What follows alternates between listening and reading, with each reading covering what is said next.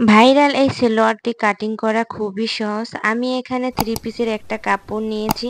তো 3 পিসের সাথে অনেক সময় দেখা যায় 2.5 গজের কম কাপড় থাকে, আবার অনেকটাই বেশিও কাপড় থাকে। তো এই কাপড়টা 2.5 গজ কাপড় আছে। আর এই সেলোয়ারটার লম্বা হবে 40 ইঞ্চি এবং হাই নেব আমি 14 ইঞ্চি। তো এই ১ম এ হচ্ছে কাপড়টা আমি মেলে নিয়ে মাঝখান দিয়ে ভাঁজ করে নিয়েছি অ্যান্ড দেন লম্বালম্বি আরেকটা ভাঁজ করে মোট ৪ টা পার্ট করে নিয়েছি। দেখতে পাচ্ছ আমি যে সাইডে আছি সেটা হচ্ছে বন্ধ সাইড এবং সামনের দিকটা হচ্ছে খোলা সাইড। এবারে উপর থেকে 1/2 ইঞ্চিতে এভাবে দাগ করে নিচ্ছি। এই 1/2 ইঞ্চি বাদে আমি সব মাপটা নিব। তো এবার রাবার ঘরের জন্য আমি এখন 2 ইঞ্চিতে এভাবে মাপ করে নিচ্ছি। তারপর এভাবে দাগ করে সোজাসুজি এভাবে দাগ দিয়ে নিব। এটা হচ্ছে রাবার ঘর করব তো তার জন্য। এবার এই রাবার ঘরের নিচ থেকে হচ্ছে সেলোয়ারটির লম্বা মাপ নিব। তো সেলোয়ারটির লম্বা মাপ নিব আমি 40 ইঞ্চি। তো এখান থেকে আমি 35 ইঞ্চিতে এখন দাগ করে কেটে নিব এবং বাকি যত ইঞ্চি থাকে ওটা আমি যে ডিজাইন করব সেই ডিজাইনের কাপড়ের সাথে জয়েন করে নিব। তো এই যে দেখতে পাচ্ছ এখান থেকে আমি এখন 35 ইঞ্চিতে এইভাবে দাগ করে নিচ্ছি। এবার এই দাগ দিয়ে নিচ্ছি। তো এখানে আর কিছু করতে হবে না। এবার আমি এই যে দেখতে পাচ্ছ খোলা সাইড থেকে 1.5 ইঞ্চিতে এভাবে দাগ করে নিচ্ছি। এই যে 1.5 ইঞ্চি, এই 1.5 ইঞ্চি এইভাবে আমি দাগ করে নিচ্ছি। এবার লম্বালম্বি একটা দাগ করে নিব। এখান থেকে হাইয়ের মাপটা নিব। তো 40 ইঞ্চি বডির জন্য মানে কোমরের জন্য এখানে 14 ইঞ্চি, 14.5 ইঞ্চি নিলে যথেষ্ট এনাফ। তো আমি এখানে 14 ইঞ্চি নিচ্ছি। আর এটা কোথা থেকে নিচ্ছি নিশ্চয়ই দেখতে পাচ্ছ রাবার ঘরের নিচ থেকে। ঠিক আছে? এবার এখান থেকে যে একটা বক্স হইছে এই বক্সের এখান থেকে আমি একটা রাউন্ড শেপ করে নিলাম। এই যে দেখো কোনা করে 1/2 ইঞ্চি উপরে। এবার এই পায়ের মুহুরির মাপটা নেব। তো এই যে সাইড থেকে আমি 2.5 ইঞ্চিতে এভাবে দাগ করে নিয়েছি।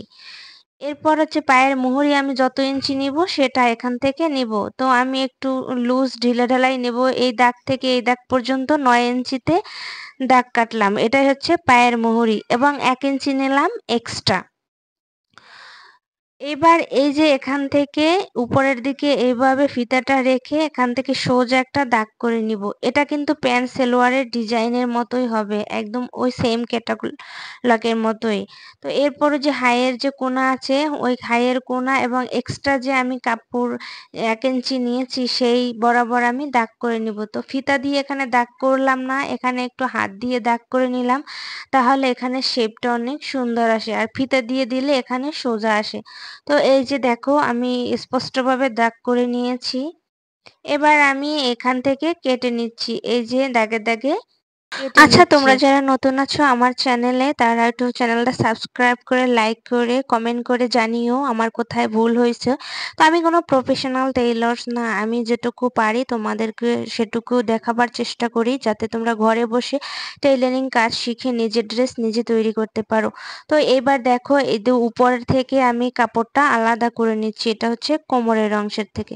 তো এবার আমি সেলাই করার জন্য চলে কাপড় আসলাম। কাটার পর অনেক সময় চেনা যায় না কোনটা উল্টো কোনটা ভাও। তো যখন কাপড়টা কাটবো তখন হচ্ছে কাপড়ের উপর ক্রস এবং টিক দিয়ে নিব। যে সাইডে সোজা আছে সেই সাইডে টিক দিয়ে নিব, আবার যে সাইডে হচ্ছে উল্টো থাকবে সেই সাইডে ক্রস করে নিব। দেখতেই পাচ্ছ আমি এখানে ক্রস করে নিয়েছি, এটা হচ্ছে উল্টো সাইড।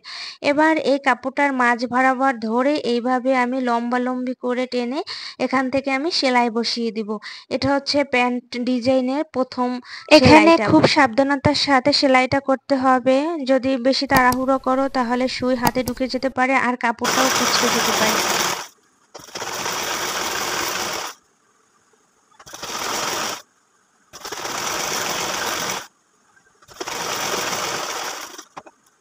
তো এই তো সোজা করে আমি সেলাই করে নিলাম। এবার কাপড়টা সোজা সাইডে নিতেছি। এবার কাপড়টা সোজা সাইডে নিয়ে আমি এর উপরে একটা চাপ সেলাই বসিয়ে দিব। তো তোমরা চাইলে এখানে ২ টো চাপ সেলাই বসিয়ে নিতে পারো। আমি এখানে একটা চাপ সেলাই বসিয়ে দেব আর সেটা হচ্ছে ডান সাইডের কাপড়ের উপর।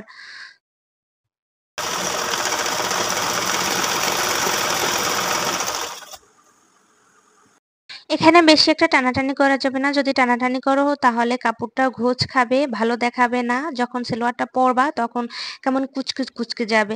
তো এই তো এইভাবে সেম প্রসেস হচ্ছে আমি অন্য পাটটায় কিন্তু এইভাবে চাপ সেলাই করে নিয়েছি। তো এই যে এখানে সেলাই শেষ। এবার দেখাচ্ছি তোমাদের। এখানে একটু আয়রন করে বসিয়ে নিলে আরেকটু সুন্দর হবে। এই যে দেখো একটা পার্ট আমি এভাবে সেলাই করে নিয়েছি। এটা হচ্ছে সোজা সাইডে রেখেছি এবং অন্য কাপড়টা আমি উল্টো সাইডে রাখবো। তারপর হচ্ছে হাইটা সেলাই করব। তো এই যে দেখো কাপড়টা কিভাবে আমি রাখলাম। মাঝ বরাবর হচ্ছে দুটো কাপড়েরই সোজা সাইড থাকবে। তো এবার এখান থেকে হাইটা আমি সেলাই করে নিব। তো এই যে দেখো এখানে হচ্ছে ডবল সেলাই করে নিবা, এখানে সিঙ্গেল সেলাই দিবা না, তাহলে হচ্ছে হাইটা ছুটে যাবে।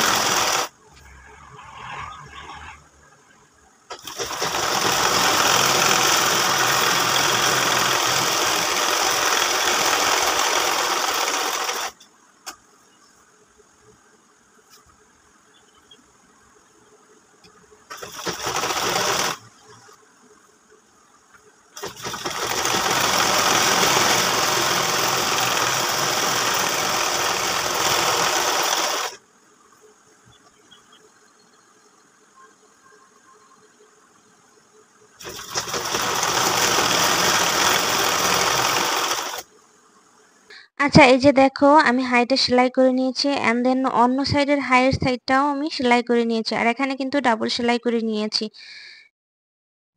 তো তোমরা যারা নতুন আছো তারা কিন্তু আমার চ্যানেলটা একটু সাবস্ক্রাইব করে দিবা। এরপর আমি কাপড়টা মেলে নিয়ে এই যে দুইটা পার্ট করে নিলাম। এই যে দেখো এখন কিন্তু পায়ের দুইটা সাইড হয়ে গেছে। এই যে দেখো দুটো সাইড কিন্তু হয়ে গেছে। এখন আমি এই যে পায়ের নিচের অংশ কিভাবে ডিজাইন করলাম সেটা তোমাদের দেখাচ্ছি। এই যে কাপড়টা আমি রাখলাম অ্যান্ড দেন খোলা সাইড থেকে ২.৫ ইঞ্চি উপরে এইভাবে একটা দাগ করে এইখান থেকে একটা গোল রাউন্ড শেপ করে নিচ্ছি।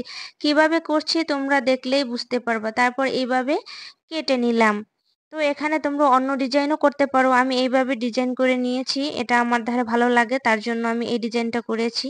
দেখতেই পাচ্ছ মাঝ বরাবর একটু উঁচা থাকবে আর দুই কোণাটা একটু নিচু থাকবে। এরপর এই যে একটা কাপড় নিয়েছি, এটার লম্বায় ২.৫ ইঞ্চি এবং চওড়ায় ২.৫ ইঞ্চি। তোমরা চাইলে এর থেকে একটু বড় কাপড়ও নিয়ে এই ডিজাইনটা করে নিতে পারো। তো কাপড়টা প্রথমে আমি একটা ভাঁজ করে তারপর আরেকটা ভাঁজ করে এভাবে কোনা করে ফুল করে নিয়েছি। এখন আমি হচ্ছে সেলোয়ারের কাপড়ের মোহরিতে লাগাচ্ছি। তো কাপড় সেলোয়ারের যে কাপড়টা আছে ওই কাপড়টার ১/২ ইঞ্চি উপরে এভাবে আমি দাগ করে নিয়েছি। এই দাগের উপর এখন আমি ফুলগুলো বসাচ্ছি। এতে আমার সুবিধা হচ্ছে খুব সহজেই আমি সেলাই করে বসিয়ে নিলাম। তো এই যে দেখো এটা কিন্তু আমি সোজা সাইডেই বসিয়ে নিয়েছি অ্যান্ড দেন এবার আমি ফুলগুলো উল্টিয়ে নিচ্ছি। উল্টিয়ে এর উপর থেকে আমি হচ্ছে একটা চাপ সেলাই বসিয়ে দিব। তো তোমরা চাইলে এখানে ফুল বসিয়ে নিতে পারো অন্য যেকোনো ডিজাইনের ফুল। আমি এখানে এই ফুল বসিয়ে নিয়েছি আমার ভালো লাগে তার জন্য। এই তো দেখো এখানেও হচ্ছে আমার চাপ সেলাই করা শেষ। এবার আমি ছেঁড়ার কাপড়টা উল্টিয়ে নিলাম। এই যে ফুলগুলো লাগিয়েছি এই ফুলগুলার এই যে দেখতে পাচ্ছ এক্সট্রা কাপড় আছে আমি এই এক্সট্রা কাপড়টা খুব সাবধানতার সাথে কেটে নিব। এখানে তাড়াহুড়ো করলে কিন্তু সেলোয়ারের কাপড়টা কেটে যাবে। এরপর হচ্ছে আমি যে সেলোয়ারের নিচে ডিজাইন করব তার জন্য সেলোয়ার কাটার পর যে কাপড়টা ছিল এটার চওড়া দেখো ৬ ইঞ্চি এবং লম্বা নিব ২৬ ইঞ্চির মতো। তো এইটা নিয়ে আমি এটার উপর পেপার পেস্টিং বসিয়ে আয়রন করে নিয়েছি। তো তোমরা চাইলে এই পেপার পেস্টিং বাদে শুধু কাপড় দিয়েও এই ডিজাইনটা করতে পারো। এবার এই যে দেখতে পাচ্ছ আমি কি করছি, এই যে কাপড়টা আমি এইভাবে ১/২ ইঞ্চি পর এইভাবে ছোট্ট একটা ভাঁজ করে নিয়ে অ্যান্ড দেন আরেকটা ভাঁজ করে এইভাবে সোজা স্টিচ করে নিচ্ছি। তো এখানে আমি দুটো স্টিচ করব, তারপর ১.৫ ইঞ্চি ফাঁকা রাখবো, তারপর আবার দুটো স্টিচ করব। তো এইভাবে হচ্ছে আমি পুরোটা এটা স্টিচ করে ডিজাইনটা করে নিব। এই যে দেখো আমি ১.৫ ইঞ্চি ফাঁকা রেখেছি অ্যান্ড দেন আবার দুটো আমি এখানে সোজা স্টিচ করে নিব। তো এখানে সাবধানতার সাথে সেলাইটা করবা যাতে হাতে সুই না ঢুকে। যারা নতুন আছো তাদেরকে বলছি খুব সাবধানতার সাথে সেলাই করব তোমরা।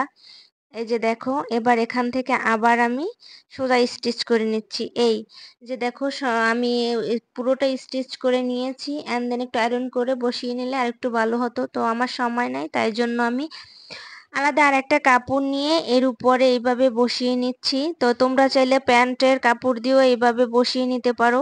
আমার বাসায় প্যান্টের কাপড় ছিল না, আর সুন্দর একটা ডিজাইন করার জন্য আমি জামার কাপড় দিয়ে এইভাবে এটা বসিয়ে নিয়েছি। কিভাবে বসাচ্ছি সেটা অবশ্যই তোমরা দেখতে পাচ্ছ। সোজা সাইডে রেখে দেন সেলাই করে নিয়েছি। এবার উল্টিয়ে নিলাম। দেখতে পাচ্ছ এখানে সুন্দর একটা ডিজাইন হয়ে, তোমরা চাইলে এখানে লেস ইউজ করতে পারো। আমি এখানে লেস ইউজ করব না। এখানে সাদা যে এই একটা ডিজাইন হয়েছে এটা লেসের চেয়ে কম না, তাই আমি এখানে চাপ সেলাই করে নিব এখন। তো চাপ সেলাইটা কিন্তু সোজা সাইডেই আমি দিয়ে নিচ্ছি। এই যে দেখো, সোজা সাইডে চাপ সেলাইটা নিয়ে বাদ বাকি যে কাপড় এক্সট্রা থাকবে ওই কাপড়টা আমি কেটে নিয়ে সোজা করে নিব। আর এর উপর একটু আয়রন বসিয়ে নিলে খুব সুন্দর করে বসে যাবে। তো এই যে দেখো, বাদবাকি যে কাপড়টা ছিল এটা আমি কেটে নিচ্ছি। আর এখানে আম আমার কেঁচিটা খুবই ধার। তো যাদের কেঁচি অনেক শার্প থাকে তাদের কেঁচি আস্তে আস্তে হচ্ছে কাটিং করবা। একেবারেই যারা নতুন আছো তাদের বলছি, একদম তাড়াহুড়ো করবা না, তাহলে কাপড় কিন্তু কেটে যাবে। পরে সেলাই করে কাটিং করেও তুমি সুন্দর ড্রেসটা নষ্ট করে ফেলবা। তো এবার এই যে কাপড়টার উপর আমি এই সালোয়ারের কাপড়টা বসিয়ে পিন করে নিচ্ছি সেলাই করার সুবিধার্থে। তো এই যে দেখো, পিন করে নিয়েছি। এখন সেলাই করে এর উপরে একটা আমি লেস বসিয়ে নিব। তো পিন করেছি যেহেতু, পিন করার কারণে হচ্ছে কাপড়টা এখন নড়াচড়া করবে না। তো যারা একেবারেই নতুন আছো তারা এইভাবে পিন করে সেলাই করে নিবা। আমার এখানে যে আমি কাপড় দিয়ে যে ছোট ছোট একটা ডিজাইন করে নিয়েছি, কোনা ডিজাইন। তো এখানে ২.৫ ইঞ্চি নিয়েছিলাম লম্বা চওড়া। এটা আরেকটু বড় দিলে হয়তো অনেক সুন্দর হতো। তো তোমরা চেষ্টা করবা ৩ ইঞ্চি ৩.৫ ইঞ্চি দেওয়ার। তো আমার মনে হয় ছোট হয়ে গেছে। তো এই যে দেখো, আমি দুটো পাই এইভাবে ডিজাইন করে নিয়েছি। এখন আমি এই যে সাইডটা সেলাই করে নিব। তো কাপড়টা এভাবে ধরে আমি এখানে সাইডটা সেলাই করে নিচ্ছি, আর এখানে ডাবল সেলাই করে নিব যাতে সেলাইটা ছুটে না যায়। যারা সেলাই কাজ পারে তাদের কাছে যে কোনো ডিজাইনই সহজ, তবে যারা একেবারেই নূতন আছো তাদের জন্য খুব কঠিন মনে হবে। তবে যে কোনো কাজই সহজ, তোমরা একবার না বারবার দেখার চেষ্টা করবা, তাহলেই তোমরা পারবা। আর আমি আজকে খুব সহজ নিয়মে তোমাদের এই সালোয়ার কাটিং এবং সেলাই দেখিয়েছি। জানি না কেমন হয়েছে, যদি ভালো লাগে লাইক শেয়ার করে পাশে থাকো।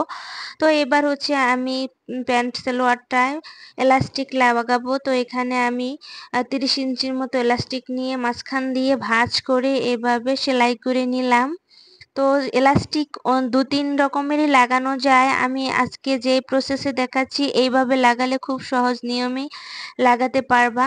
তো প্রথমে হচ্ছে আমি এলাস্টিকটা রাখলাম। এরপর হচ্ছে কাপড়টা ১/২ ইঞ্চি ভাঁজ করে এলাস্টিকের উপর রেখে দেন হচ্ছে কাপড়ের উপর সেলাই করে যাব, যাতে এলাস্টিকের উপর সেলাইটা না পড়ে। এই যে দেখো, আমি কিভাবে ভাঁজ করে এলাস্টিকটা ভিতরে নিয়ে যাচ্ছি। এরপর এই যে এখান থেকে সেলাই বসিয়ে নিব। তো কাপড়ের উপর যাতে সেলাইটা পড়ে, যাতে এলাস্টিকে সেলাইটা না লাগে। তো আরো আমি অনেক রকমেরই সেলাই করে নিতে পারি এলাস্টিক। তোমরা চাইলে আমার চ্যানেলে গিয়ে ঘুরে দেখে আসতে পারো কিভাবে রাবার লাগায়, কিভাবে সালোয়ারের কাটিং করতে হয়, কামিজ কাটিং করতে হয়, বা বাচ্চাদের ড্রেস কিভাবে তৈরি করতে হয়, সেটা আমার চ্যানেলে গিয়ে তোমরা দেখে আসতে পারো। তো এই যে রাবার লাগানো শেষ। এবার হচ্ছে আমি একটু পাশ দিয়ে টেনে টেনে কুচিটা সোজা করে মাঝখান দিয়ে আবার একটা সেলাই করে নিলাম, যাতে রাবারটা এলোমেলো বা সোজা না হয়ে যায়। তো এই তো, এইভাবে হচ্ছে সালোয়ারটা আমি তৈরি করে নিলাম। তো কেমন লাগছে? ভালো লাগলে লাইক শেয়ার করে পাশে থাকবো। আজকে এই পর্যন্তই। ভালো থাকো। আল্লাহ হাফেজ।